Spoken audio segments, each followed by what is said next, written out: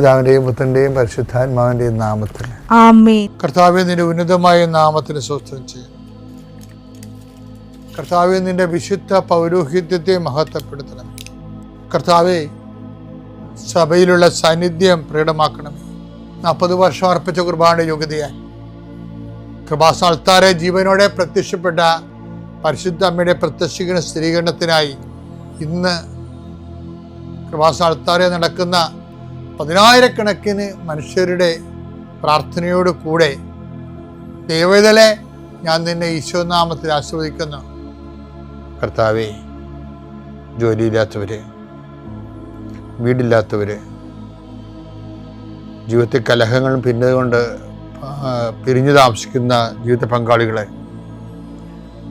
കുഞ്ഞുങ്ങളുടെ തെറ്റായ അവസ്ഥകൾ കണ്ട് വിഷമിക്കുന്ന മാതാപിതാക്കന്മാരെ, ശാരീരികമായ രോഗങ്ങളെ അവസരപ്പെടുന്നതും രോഗം ആകുന്നതിന് സമയമെടുക്കുന്നില്ലെന്ന് ഓർത്ത് ഉത്കണ്ഠപ്പെടുന്നവരെയും സമർപ്പിച്ച് പ്രാർത്ഥിക്കുന്നു. ഇന്ന് യാത്ര ചെയ്യുന്നവരെ, ഇന്നത്തെ യാത്രയ്ക്ക് വേണ്ടി വിവിധമായ ഒരുക്കിയിരിക്കുന്ന ലക്ഷ്യങ്ങൾ, കണ്ടുമുട്ടുന്ന വ്യക്തികൾ, സംസാരിക്കുന്ന സംഭാഷണങ്ങൾ, എഴുതുന്ന രേഖകൾ, ഒപ്പിടുന്ന ഡോക്യുമെൻറ്റുകൾ,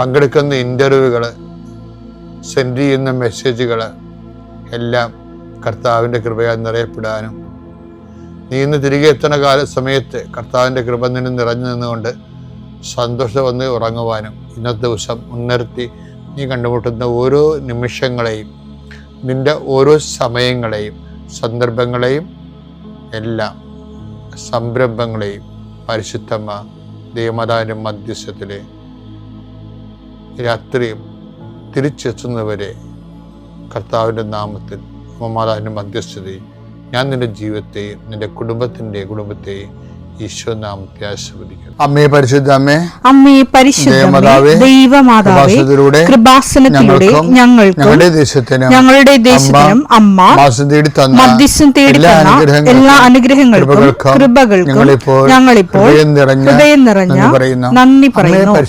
അമ്മേ പരിശുദ്ധമ്മേ ദൈവമാതാവേ, 2004 ഡിസംബർ 7 ഉച്ചകഴിഞ്ഞ് 2:30 കൃപാസനത്തിൽ സംഭവിച്ച അമ്മയുടെ പ്രത്യക്ഷപ്പെടലിനെക്കുറിച്ച് തിരുസഭയ്ക്ക് സമർപ്പിച്ചിരിക്കുന്ന പഠനരേഖകളുടെ സഭാത്മകമായ പഠനം ആരംഭിക്കുവാൻ ഞങ്ങൾ പ്രാർത്ഥിക്കുന്നു. അമ്മേ പരിശുദ്ധമേ, ഭൂസ്വർലോകങ്ങളുടെ രാജ്ഞിയായ അങ്ങേയ്ക്ക് ഭൗമസംരക്ഷണത്തിനായി പ്രപഞ്ചപ്രകൃതിയെ തന്നെ തിരുസഭ പ്രതിഷ്ഠിക്കുവാൻ ഈ പ്രത്യക്ഷീകരണം വഴി ഇടയാക്കണമേ. പരിശുദ്ധമേ, ജപമാല മാതാവേ, സകല കൃപാസനം പ്രാർത്ഥനയോടും ചേർത്ത് ഞങ്ങളിപ്പോൾ പ്രാർത്ഥിക്കുന്ന ഈ കുടുംബത്തിന്റെ പ്രത്യേക നിയോഗം പറ മക്കളെ.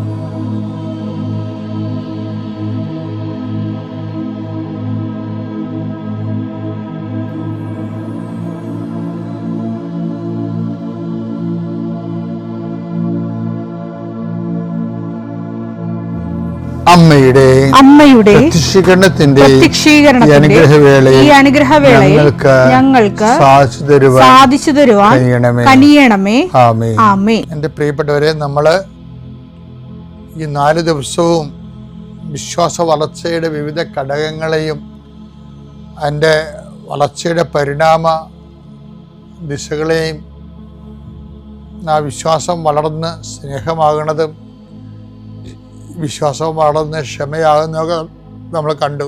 അപ്പോൾ നിനക്ക് സ്നേഹവും ക്ഷമയും ഉണ്ടെങ്കിൽ കടുത്ത വിശ്വാസിയാണ് നീ എന്നുള്ള അസസ്മെൻ്റാണ് വരണത്. ഇതിനെ ചുവട് പിടിച്ച് ഇനി 10 ദിവസം കുറേ കാര്യങ്ങൾ പറയുന്നുണ്ട്.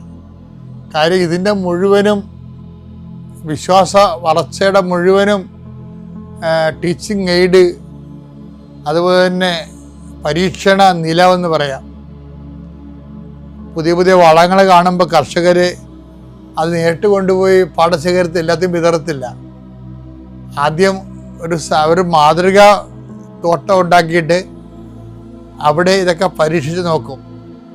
കർത്താവ് സുവിശേഷത്തിൽ കർത്താവ് കൊണ്ടുവന്ന പുതിയ ഐറ്റംസ് എല്ലാം വിശ്വാസത്തിൻ്റെ പുതിയ ഐറ്റംസ് എല്ലാം കർത്താവ് ഒരു മാതൃകാ തോട്ടം ഉണ്ടാക്കി കർത്താവ് പരീക്ഷിച്ചിട്ടാണ് പുറത്തേക്ക് വിതരണം ചെയ്യേണ്ടത്. അതിൻ്റെ ആ മാതൃകാ തോട്ടത്തിൻ്റെ പേരാണ് പത്രോസ്. കർത്താവിൻ്റെ പരീക്ഷയുടെ തോട്ടമാണ്. ഇവൻ തോറ്റ കർത്താവ് തോക്കും. അത് കാരണം പത്രോസിനോട് ശാസിച്ചും സ്നേഹിച്ചും അതിമനോഹരമായിട്ട് കൊണ്ടുനടക്കണ കാണാം. വല്ലാത്തൊരു ബന്ധമാണ് അവർ തമ്മിൽ. ഇപ്പം വിശ്വാസത്തിൻ്റെ കാര്യത്തിൽ പത്രോസ് ഒത്തിരി കാര്യങ്ങൾ കർത്താവിൽ നിന്ന് പഠിച്ചു. കർത്താവിൻ്റെ ആ ലൈൻ പത്രോസ് ഫോളോ ചെയ്യുന്നുണ്ടായിരുന്നു. ശരിക്കും കർത്താവിനെ ടൈറ്റായിട്ട് ഫോളോ ചെയ്യുന്ന ഒരാളാണ് പത്രോസ്. അപ്പം പല കാര്യങ്ങളും പത്രോസിന് റേഷനും വിലക്കാണ് കിട്ടുന്നത്. ഭയങ്കര റേഷൻ വില എന്ന് പറയണത്.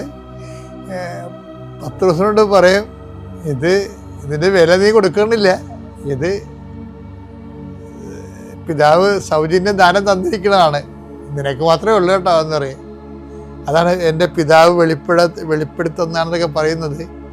വളരെ ഭയങ്കര അമൂല്യമായ സംഭവങ്ങളെ കാശ് വാങ്ങിക്കാൻ സൗജന്യമായിട്ട് കൊടുക്കും. അത് ഈ പത്രോസ് ആണ് ഈ മാതൃക പൂന്തോട്ടമായിട്ടിരിക്കണല്ലേ കർത്താവിൻ്റെ പരീക്ഷണങ്ങളിലെ എല്ലാത്തിൻ്റെയും. ഒരു 10 ബൈബിൾ എടുക്കാൻ വഴി ഇവർ തമ്മിലുള്ള റിലേഷൻസ് ഒന്ന് അനലൈസ് ചെയ്യണമെങ്കിൽ അത് മനോഹരമാണ്. അപ്പം ഇതിലേക്ക് പത്രോസ് 2 കാര്യം കണ്ടുപിടിച്ചു. എന്താണ് വിശ്വാസം എന്ന് പറഞ്ഞ് പത്രോസാണ് അന്ന് വെട്ടണത്. കർത്താവ് എൻ്റെ സഹോദരനോട് ഞാൻ എത്രമാത്രം ക്ഷമിക്കണമെന്ന് പറഞ്ഞപ്പോൾ കർത്താവ് പറഞ്ഞ് 70 പ്രാവശ്യം. അപ്പം പത്രോസ് പറഞ്ഞു ഞങ്ങളുടെ വിശ്വാസം വർദ്ധിപ്പിക്കണമെന്ന്. അപ്പം അന്ന് മനസ്സിലായി വിശ്വാസത്തിന് ക്ഷമയെന്നുള്ള ഒരു അപരനുണ്ടെന്ന്. വിശ്വാസത്തിന് ക്ഷമയെന്നുള്ള അപരനുണ്ട്. അത് പൗലോസും അത് ഐഡിയക്കാരനാണ്. അതാണ് 1 തെസ്സലോനിയൻസ് നമുക്ക് കാണിച്ചത്. വിശ്വാസത്തിന് സഹോദര സ്നേഹം എന്നുള്ള അപരനെ കണ്ടുപിടിച്ചത് പൗലോസാണ്. അത് അദ്ദേഹം ഒരു ഈ ശിഷ്യത്വത്തിൻ്റെ പണിശാലയിലെ ഏകലവ്യനാണ്. കൂടെ കൊണ്ട് നടന്ന് പഠിപ്പിച്ചില്ലെങ്കിലും ആത്മാവിൽ എപ്പോഴും പൗലോസിനെ ദൈവം സ്വകാര്യമായി പഠിപ്പിക്കുമായിരുന്നു. പക്ഷേ പഠിപ്പിക്കുന്ന സിലബസ് എല്ലാം സെയിം ആണെന്നേ ഉള്ളൂ. പക്ഷെ പത്രോസ് ആ പഠനത്തിൽ കുറച്ച് അഡ്വാൻസായി. എന്നിട്ട് ഇവർ രണ്ടുപേരും ഈ വിഷയം അതിമനോഹരമായിട്ട് അവതരിപ്പിക്കും. വിശ്വാസത്തിൻ്റെ നിറഭേദങ്ങളെക്കുറിച്ചും അതിൻ്റെ തന്മാത്രകളുടെ കോമ്പൗണ്ട്, അത് മാറി വരുമ്പോൾ ഉണ്ടാകുന്ന കോമ്പൗണ്ടുകളെക്കുറിച്ചൊക്കെ ഇവർ രണ്ടുപേരും പറഞ്ഞ ഒരു കാര്യമാണ്. അതിലൊരു കാര്യം പറയണത് പത്രോസ് വിശ്വാസത്തിൻ്റെ കോമ്പോണൻസിനെ കുറിച്ചും അത് കോമ്പൗണ്ടായിട്ട് വരുമ്പോൾ ഉണ്ടാകുന്ന വിഷയങ്ങളെക്കുറിച്ച് പത്രോസ് പറയും. അത് നേരത്തെ ഇങ്ങനെ പഠിച്ച ക്ഷമയെന്നുള്ള സംഭവത്തിൽ നിന്ന് പിന്നീട് പത്രോസ് പറയണത് വിശ്വാസം എന്താണെന്ന് പറയുന്നുണ്ട്. വിശ്വാസം വർദ്ധിപ്പിക്കാൻ പറയുന്നുണ്ടല്ലോ. വർദ്ധിച്ചിട്ട് എന്തായിട്ട് മാറും? ഇപ്പം എല്ലാവരും പറയും വിശ്വാസം വർദ്ധിപ്പിക്കണമേ, വിശ്വാസം വർദ്ധിപ്പിക്കണമേ. വിശ്വാസം വർദ്ധിപ്പിച്ചാൽ എന്തായിട്ട് മാറും? എന്ത് നമ്മളിൽ കാണുമ്പോഴാണ് വിശ്വാസം വർദ്ധിച്ചു എന്ന് നമ്മൾ മനസ്സിലാക്കണത്. 2 പത്രോസിന് 1:5 ഇക്കാരണത്താൽ നിങ്ങളുടെ വിശ്വാസത്തെ സുകൃതം കൊണ്ടും വേണ്ട സംഭവം വെറുതെ വേണ്ട. എന്താ നേരത്തെ പറഞ്ഞത്? വിശ്വാസത്തെ സുകൃതം കൊണ്ടും സുകൃതത്തെ ജ്ഞാനം കൊണ്ടും ജ്ഞാനത്തെ ആത്മസംയമനം കൊണ്ടും ആത്മസംയമനത്തെ ക്ഷമ കൊണ്ടും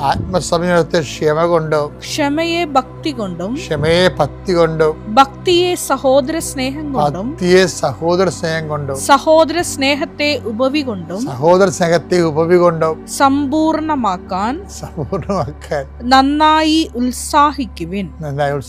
വിശ്വാസം സമ്പൂർണ്ണമാക്കണമെങ്കിൽ അപ്പം എന്താണ് സമ്പൂർണ്ണമാക്കണത്? ശരിക്കും പറഞ്ഞാൽ വിശ്വാസമാണ് സമ്പൂർണ്ണമാക്കണത്.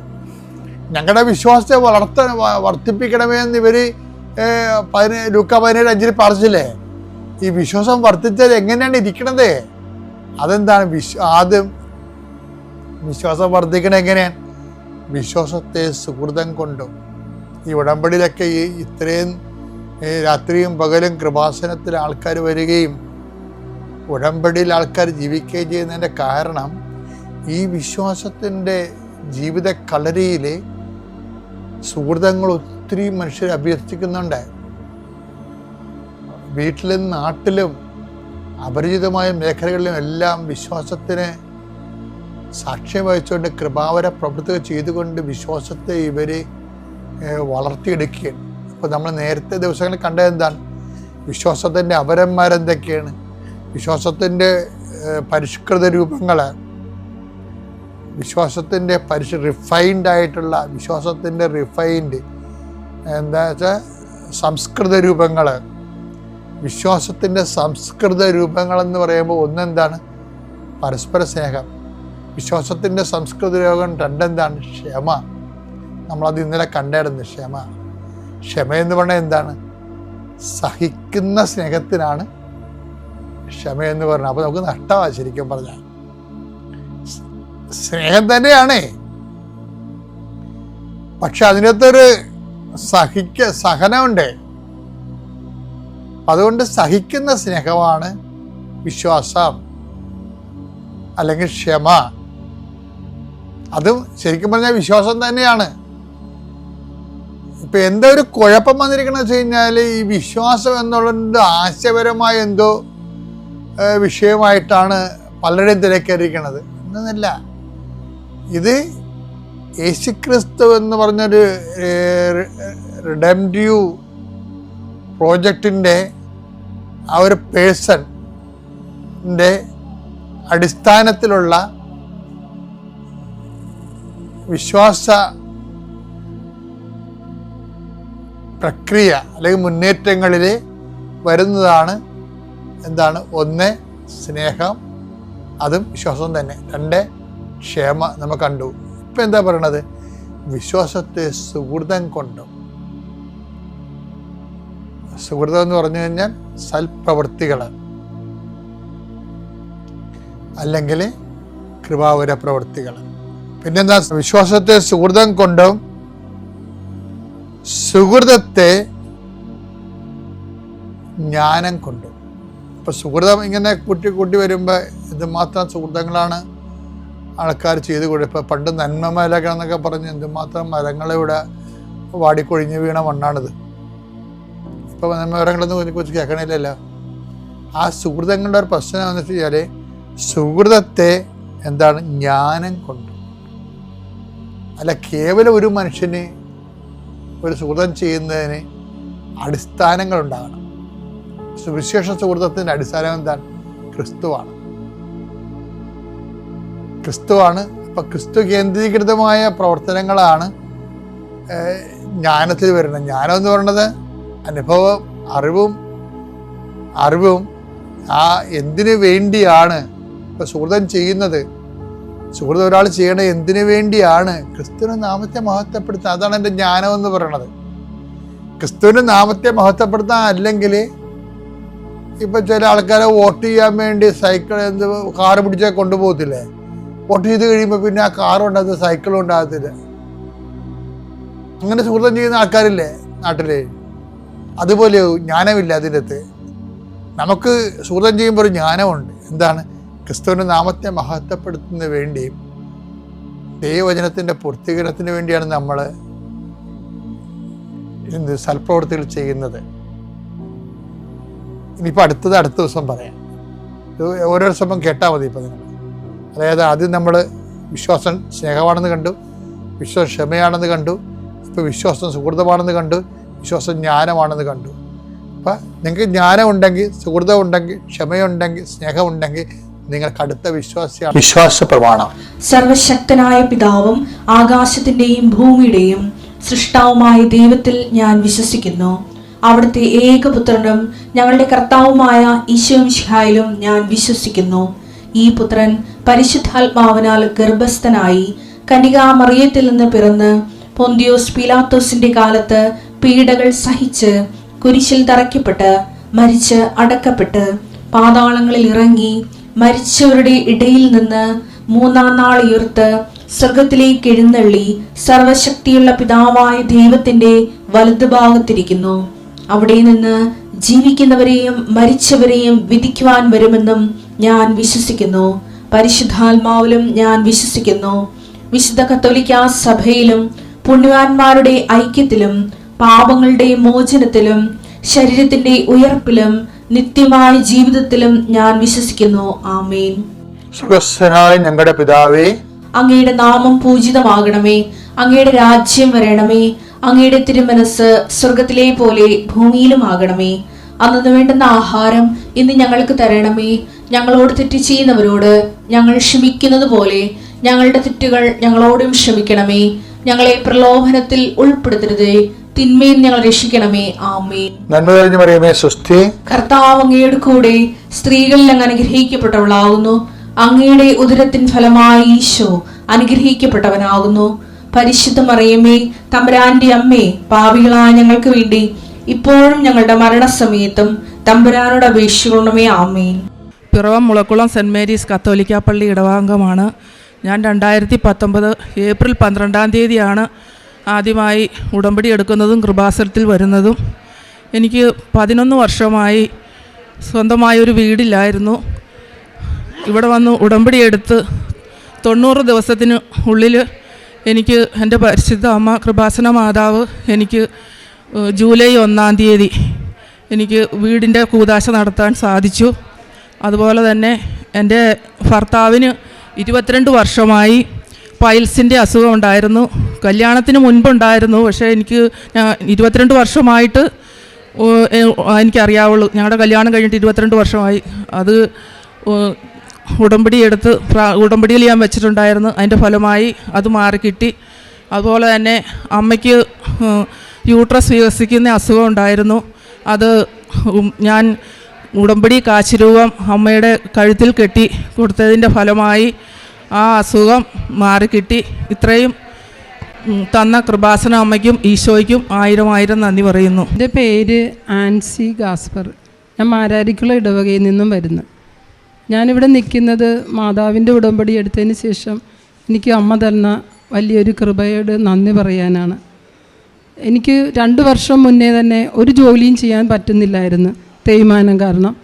ഞാൻ ജോലി നിർത്തിപ്പോന്നു, ബസ്സിൽ കയറാനോ ഒന്നും സാധിക്കുന്നില്ലായിരുന്നു. പക്ഷെ ഉടമ്പടി എടുത്ത് പ്രാർത്ഥിച്ച് നവംബർ മാസം 19 ഒക്ടോബർ മാസം 19 ഞാൻ ആദ്യമായിട്ട് ഉടമ്പടി എടുക്കുന്നത്. അതിനുശേഷം എനിക്ക് ഇതുവരെയും ഞാൻ ഒരു മരുന്നോ ഒന്നും കഴിച്ചിട്ടില്ല. പക്ഷേ ഞാൻ അതിനേക്കാൾ ഇരട്ടി ജോലി ചെയ്യുന്നുണ്ട്.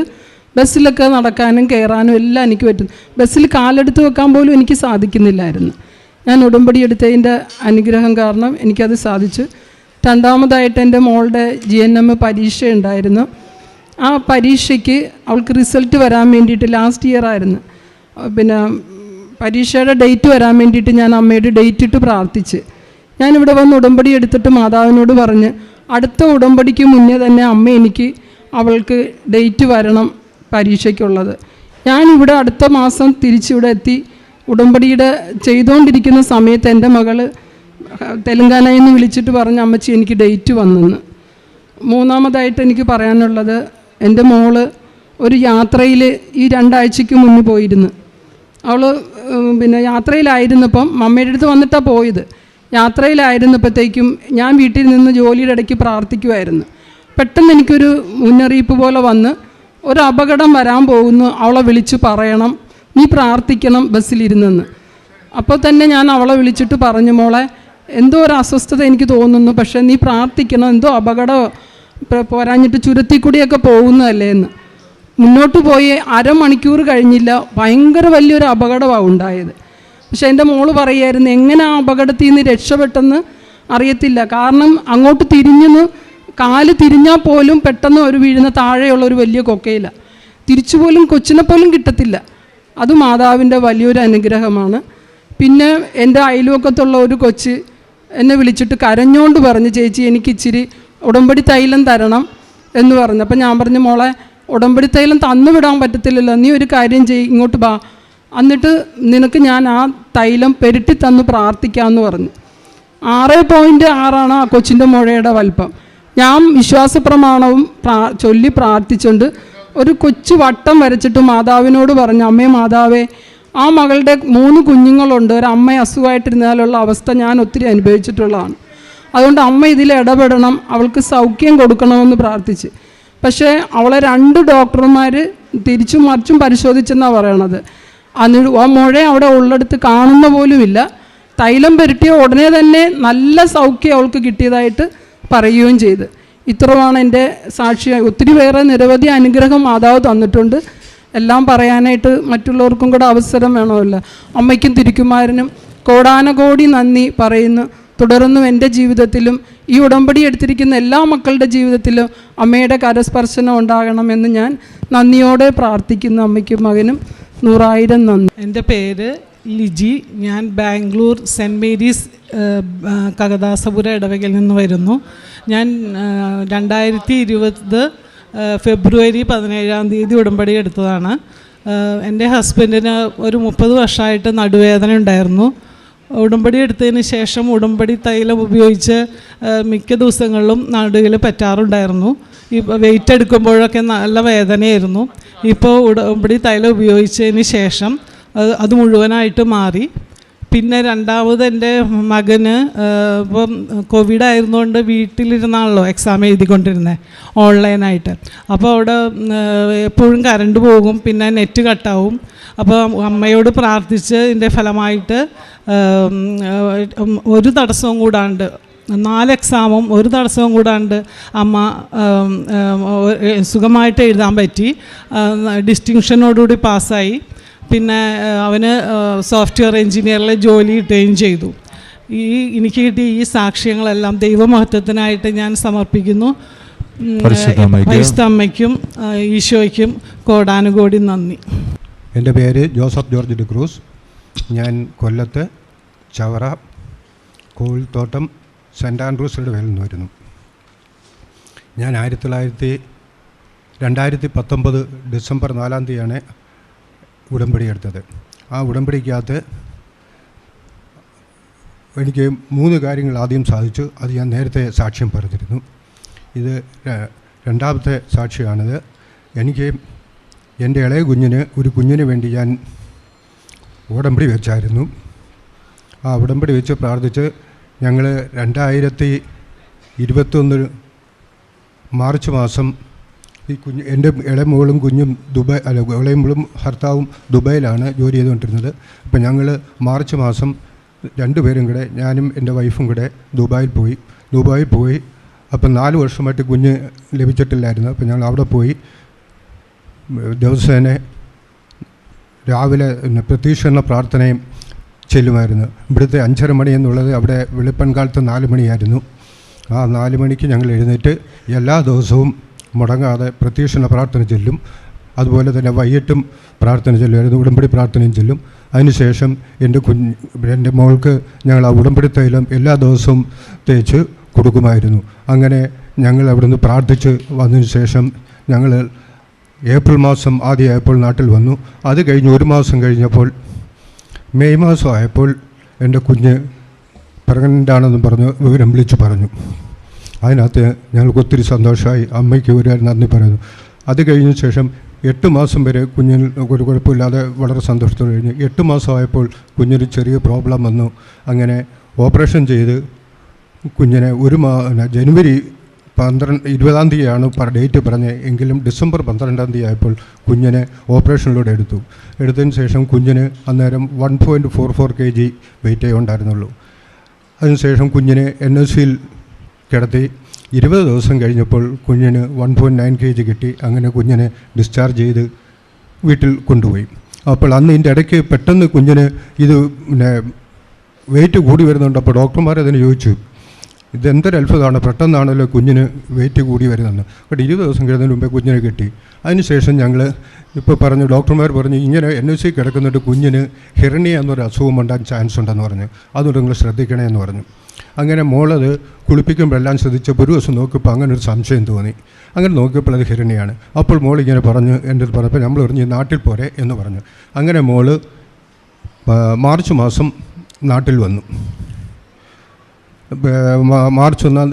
ഫെബ്രുവരി 28 നാട്ടിൽ വന്നു. അങ്ങനെ ഞങ്ങളൊരു അടുത്തൊരു ഹോസ്പിറ്റലിൽ കൊണ്ടുപോയി കാണിച്ച്, തിരുവനന്തപുരത്ത് നല്ലൊരു ഹോസ്പിറ്റലായിരുന്നു, അവിടെ കൊണ്ടുചെന്ന് കാണിച്ചെന്നെ പറഞ്ഞു ഓപ്പറേഷൻ ചെയ്യണമെന്ന് പറഞ്ഞു, അല്ലാതെ ഇതില്ലെന്ന് പറഞ്ഞു. അങ്ങനെ മാർച്ച് 5 ഓപ്പറേഷൻ ഡേറ്റ് ചെയ്തു. അങ്ങനെ ഞങ്ങൾ കുഞ്ഞിനെ കൊണ്ട് കാണിച്ച് ഓപ്പറേഷൻ തിയേറ്ററിലേക്ക് ചെന്നു.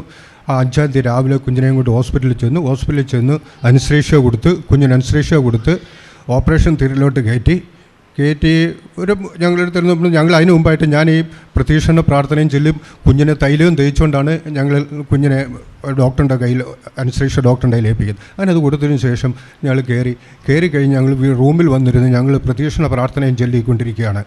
അപ്പോൾ കാണാം പെട്ടെന്ന് ഒരു സൗണ്ട്, അവിടെ എന്തോ കുഴപ്പം സംഭവിച്ചു. ഇപ്പോൾ സംഭവിച്ചത് ആ കുഞ്ഞിനെ ഓപ്പറേഷൻ തിയേറ്ററിനകത്ത് തീ പിടിച്ചു. പെട്ടെന്ന് തീ പിടിച്ചു കഴിഞ്ഞപ്പോൾ ആ ഡോക്ടർ കുഞ്ഞിനെയും കൊണ്ട് ഓട്ടമാണ് ഓടി താഴെ കൊണ്ടുവന്ന് വെച്ചിട്ട് പറഞ്ഞു, ഈ കുഞ്ഞിന് എന്തോ ദൈവശക്തിയുണ്ട്, അല്ലെങ്കിൽ നമ്മളതിനെ ഓപ്പറേഷൻ തിയേറ്ററിൽ നിന്ന് ബ്ലേഡ് വെച്ചിരുന്നെങ്കിൽ കുഞ്ഞിനെ ഒരിക്കലും കിട്ടില്ലായിരുന്നു. അമ്മയുടെ അനുഗ്രഹം കൊണ്ട് അപ്പോൾ ഞങ്ങളിരുന്ന് പറഞ്ഞു, ഇത് സംഭവം ഉണ്ടായപ്പോഴും പറഞ്ഞു, ഒന്നുകൊണ്ടും പേടിക്കണ്ട, അമ്മയുടെ കുഞ്ഞാണ്, അവർക്കൊരു കുഴപ്പവും വരത്തില്ല. അങ്ങനെ കുഞ്ഞിന് സുഖമായിട്ട് ഇപ്പോൾ നല്ല സന്തോഷത്തോട് കുഞ്ഞൊരു കുഴപ്പമില്ലാതെ ഇരിക്കുന്നു. അങ്ങനെ ദൈവമാതാവിന് ഒരായിരം നന്ദി പറയുന്നു. അത് കഴിഞ്ഞ് ഏപ്രിൽ മാസം